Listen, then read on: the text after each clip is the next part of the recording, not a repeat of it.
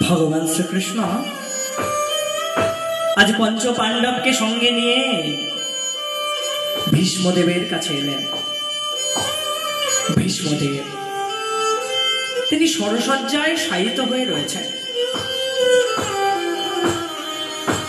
অনেকে বলছেন ভীষ্মদেব আসলে স্বর্গের দরজা খুলবার জন্য অবস্থান করছেন। ভীষ্মদেবের কাছে সবাই এসে ভীষ্মদেবকে বলছে, ভীষ্ম তোমার কষ্ট আমরা সইতে পারছি না, তুমি মৃত্যুবরণ করো। তুমি তো ইচ্ছা মৃত্যু বর পেয়েছো, তুমি মৃত্যুকে আহ্বান করো, মৃত্যুকে ডেকে নাও। ভীষ্মদেবের মা গঙ্গা দেবী তিনি পর্যন্ত এসে পুত্রকে বলছেন, পুত্র তোমার কষ্ট আমরা সইতে পারছি না, ও পুত্র এবার মৃত্যুকে ডেকে নাও গো। জগতে এমন কোন মা হয়তো নেই যেই মা পুত্রের মৃত্যু কামনা করে, কিন্তু গঙ্গা দেবী তিনি পুত্রের কাছে এসে বলছেন, পুত্র মৃত্যুকে বরণ করে নাও। তুমি অমন করে সরসজ্জায় শায়িত হয়ে রয়েছ, এই দৃশ্য আমি আর দর্শন করতে পারছি না, আমার বড় কষ্ট হচ্ছে। মৃত্যুকে ডেকে নাও না গো, আমি আর পারছি না যে। কিন্তু ভীষ্মদেবের হৃদয়ে একটা কথা চলছে জানো, ভীষ্মদেব আসলে ভাবছেন মৃত্যু তো সবার হবে। এই জগতে এমন কেউ নাই যার জীবনে মৃত্যু হবে না, যার জীবনে মৃত্যু আসবে না। মৃত্যু নামক ট্রেনটি সবার জীবনে আসবে জানো।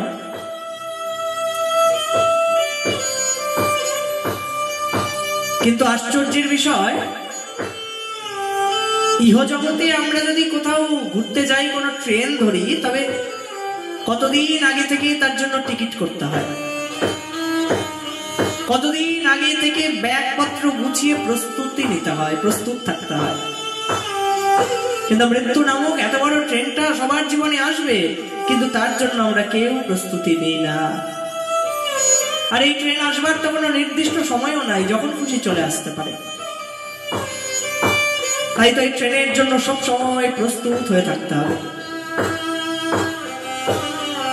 ভীষ্মদেব আজ ভাবছেন মৃত্যু তো সবার হবে, কিন্তু মৃত্যু দু প্রকারের জানো। আমার শ্রী গুরুদেব বলেন, একটি কারণ মৃত্যু আর একটি অকারণ মৃত্যু। কারণ মৃত্যু কোনটি না, সেই মৃত্যুটি কারণ মৃত্যু যে মৃত্যুর কারণ রয়েছে।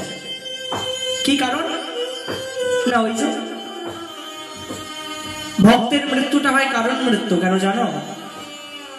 ভক্ত মৃত্যুর পূর্বেও ভগবানের সেবা করেন, আর মৃত্যুর পরও ভগবানের নিত্য লীলায় ভগবানের সেবায় নিয়োজিত হন।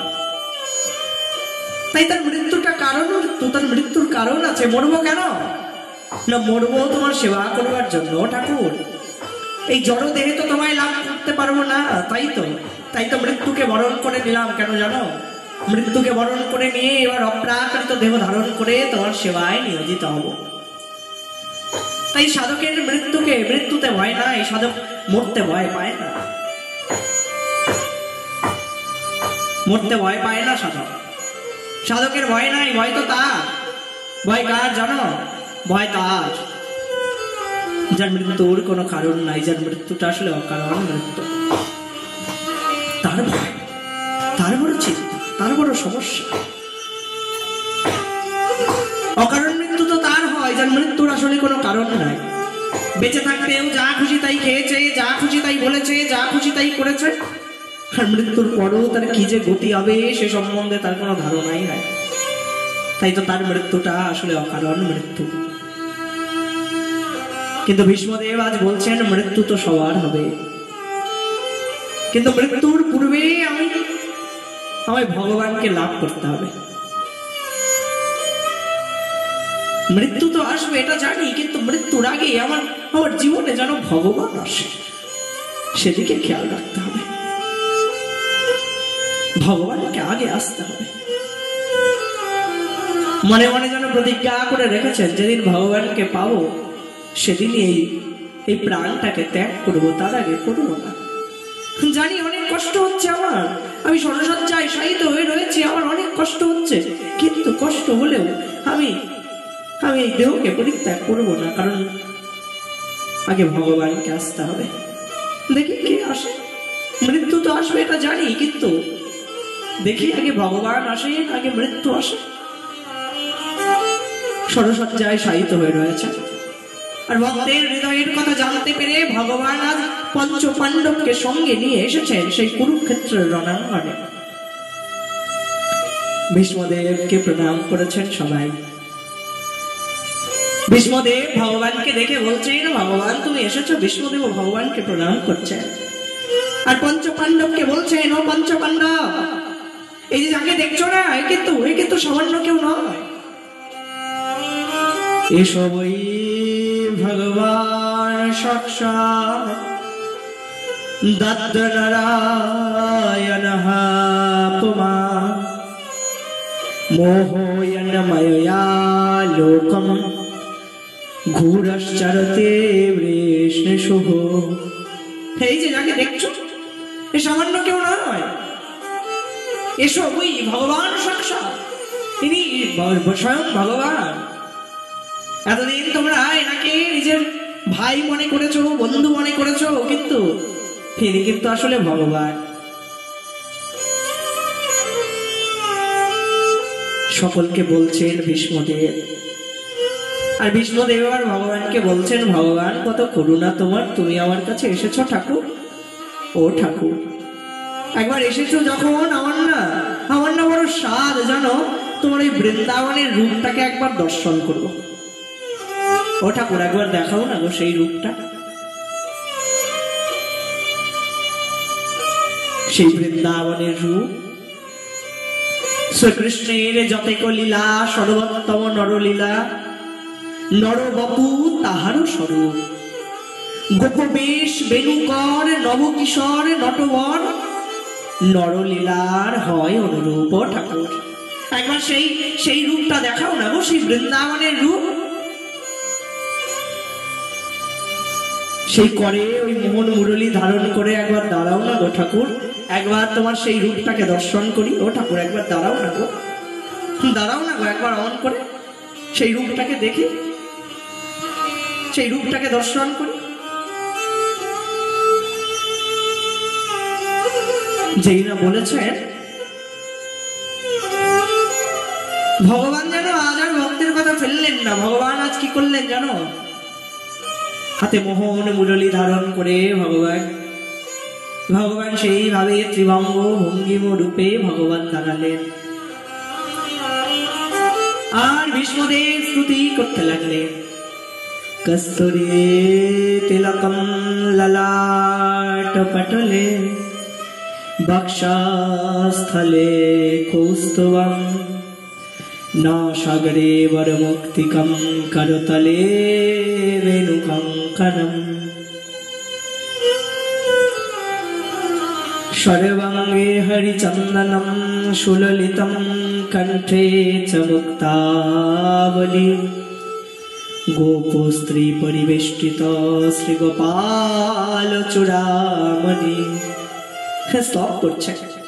বরহাপেরম নটবর ভূপু কর্ণയോ কর্ণিকারম বিভ্রদবাস কনক কপীশ বৈজয়ন্তে চমালম রন্ধ্রান বিনুরয়ধর সুধয়া পুরয়ন গোপবৃন্দয়ে বৃন্দাবনম সপদ রমণম প্রাবিশাদ গীত কীর্তি। স্টপ করছেন ভীষ্মদেব স্টপ করছেন, আর ভগবান বড় আনন্দিত হচ্ছে। কিন্তু হঠাৎ করে ভগবানের কাছে ভীষ্মদেব বলছেন, ও কৃষ্ণ, আমার না বড় স্বাদ ছিল জানো, আমার বড় ইচ্ছে ছিল। কি ইচ্ছে জানো, এতদিন বলতে পারি নাই, কিন্তু আজ আমি বলছি আমার ইচ্ছেটা কি ছিল জানো, আমার বড় স্বাদ ছিল গোপী হবার। ও ঠাকুর, আমিও না চেয়েছিলাম গোপী হব, গোপী হয়ে গোপীনাথকে লাভ করব, কিন্তু জানো ঠাকুর, গোপী হতে পারি নাই। তোমায় ভালোবেসেছিলাম, খুব ভালোবেসেছিলাম, কিন্তু আমি যে পুরুষ মানুষ হয়ে অমন করে ভালোবাসার কথাটা কি করে বলি তোমায়, তাই তো বলতে পারি নাই, তাই তো আমার মনের আশা পূরণ হয় নাই। ও ঠাকুর, আমার না মনে একটা বাসনা রয়েছে জানো, আমি তো গোপী হতে পারি নাই, আমি তো তোমায় লাভ করতে পারি নাই, কিন্তু ও ঠাকুর আমার একটা বাসনা রয়েছে, শুনবে? ভীষ্মদেব আজ তার বাসনাটাকে জানাচ্ছেন। ভীষ্মদেব বলছেন, ইতি মতে রূপকল্পিতা বৃতৃষ্ণা ভগবতী সত্তত পুংবে বিভুম্নে সসুখমুপগতে কচিদ বিহর্তুম প্রকৃতিমুপেয়সি অদ্ভব প্রবাহ ত্রিভুবন গমনম তমালবর্ণম রবিকর গৌরবরাম্বনম দধনে বপুরলোক কুলাবৃতানুনব্জম বিজয় সখের তিরস্তমে অনবদ্ধ্যা। বলছে, স্তুতি করছেন ভীষ্মদেব, ও ঠাকুর ইতি ইতি ইতি ইতি শব্দের ব্যবহার করলেন সর্বপ্রথম। ইতি মতি রূপ কল্পিতা বৃতৃষ্ণা। ভীষ্মদেবী হয়তো এমন স্তুতি বললেন যে স্তুতির প্রথমেই শুরু হলো ইতি দিয়ে, ইতি ইতি, যেখানে যেখানে সবাই কি করে না, সবাই শেষে ইতিকে ব্যবহার করে, সেখানে ভীষ্মদেব সর্বপ্রথম ইতিকে ব্যবহার করলেন। কেন জানো? ভীষ্মদেব বলছেন, ও ঠাকুর, আমি তোমার শ্রীচরণে যে প্রার্থনা জানাবো, এই প্রার্থনার পরে আর কোনো প্রার্থনা থাকতেই পারে না, এটাই আমার জীবনের শেষ প্রার্থনা। তাই তো ইতি দিয়ে শুরু করলেন। আর বলছেন, ও ঠাকুর, ঠাকুর আমার না একটা কন্যা রয়েছে জানো, সেই কন্যাকে আমি তোমার হাতে সম্প্রদান করতে চাই। ভগবান হাসতে লাগলেন, ও ভীষ্মদেব, তুমি না দৃঢ় প্রতিজ্ঞাবদ্ধ হয়েছো, তুমি কোনোদিন বিবাহ করবে না। বিবাহই যদি না করো, বিবাহ তো করোনি তুমি, তবে তোমার আবার কন্যা এলো কোথা থেকে? ভগবান হাসছে। ভীষ্মদেব এবার রেগে গেলেন, ও ঠাকুর এমন করে হেসো না, হেসো না, হেসো না বলছি। তোমার ওই হাসি না বৃন্দাবনে মানায় জানো, এমন করে কুরুক্ষেত্রের রণাঙ্গনে দাঁড়িয়ে তোমার ওই হাসিটা মানায় না। ও ঠাকুর এমন করে হেসো না, হেসো না, হেসো না, হা হা, হেসো না, তুমি এমন করে হেসো না বলছি। ভগবানকে বলছে, আর ভগবান চুপ করে শুনছে। ভীষ্মদেব বলছে, ও ঠাকুর এমন করে হাসা মানায় তোমার? তুমি না ভগবান, বৃন্দাবনে তোমার ভোলে ভালা স্বভাব, সেখানে কেউ তোমায় ভগবান বলে মানে না, সেখানে তুমি নররূপে লীলা করছো, ঠিক আছে, ওখানে তোমার হাসিটা মানায়, কিন্তু এই রণাঙ্গনে দাঁড়িয়ে হাসিটা মানায় না। ঠাকুর তুমি তো সব জানো, শুধু আমার তো নয়, এই জগতে যারা আছে প্রত্যেকের একটি করে কন্যা আছে। সেই কন্যার নাম কি জানো? সেই কন্যার নাম হচ্ছে মতি কন্যা। ও ঠাকুর, একবার এই মতি কন্যাকে তুমি গ্রহণ করো না গো। এই মতি কন্যাকে যদি তোমার হাতে সমর্পণ করতে না পারি, তবে মরেও যে সুখী হতে পারবো না। এইভাবে ভগবানের সঙ্গে কথোপকথন করলেন।